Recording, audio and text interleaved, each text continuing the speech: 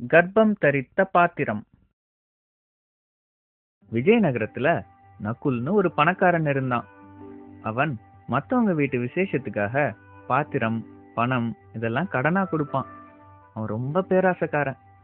ஏழைகளை ஏமாத்தி பணம் வாங்கினான். ஒரு தடவை கடனா வாங்கின பாத்திரங்களை திருப்பி கொடுக்க ஒருத்தர் வந்தாரு. அப்போ, இந்த பாத்திரம்லாம் அடிபட்டிருக்கே, ஒவ்வொரு பாத்திரத்துக்கும் 5 ரூபாய் அதிகமா தரணும். நகுல், இதுல சின்ன கீறல் தானே இருக்கு, ஏன் இவ்வளவு அதிகமா கேக்குற?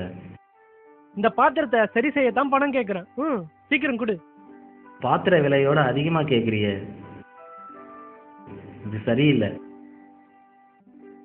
ரொம்ப நொந்து போய் எல்லாரும் ராமன் கிட்ட போனாங்க.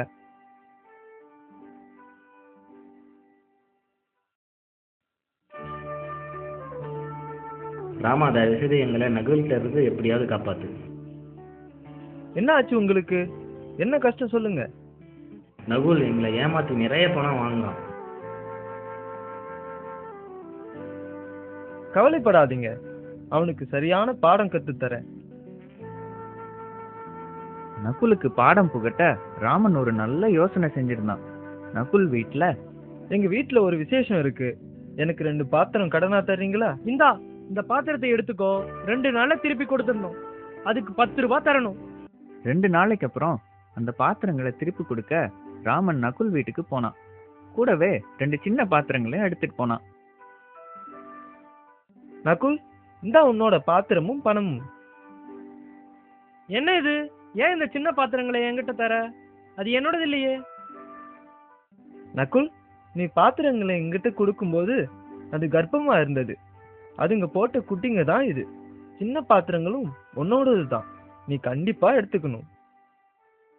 பேராசக்கார நகுல் அந்த பாத்திரங்களை எடுத்துக்கிட்டான். அவன் ராமனை முட்டாள்னு நினைச்சான். கொஞ்ச நாளைக்கு அப்புறம் ராமன் நகுல் வீட்டுக்கு திரும்ப வந்தான். தன் வீட்டு கல்யாணத்துக்கு 20 பாத்திரம் வேணும்னு கேட்டு வாங்கிட்டு போனான்.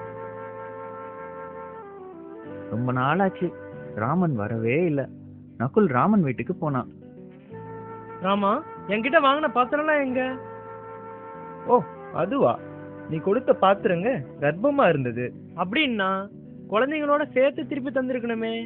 எங்க என் பாத்திரம்லாம்? இல்ல நகுல், எல்லா பாத்திரமும் பிரசவத்துல செத்து போச்சு. நகுல் தான் ஏமாந்துட்டோன்னு புரிஞ்சுக்கிட்டான். இனிமே யாரையும் ஏமாத்த கூடாதுன்னு முடிவு செஞ்சான்.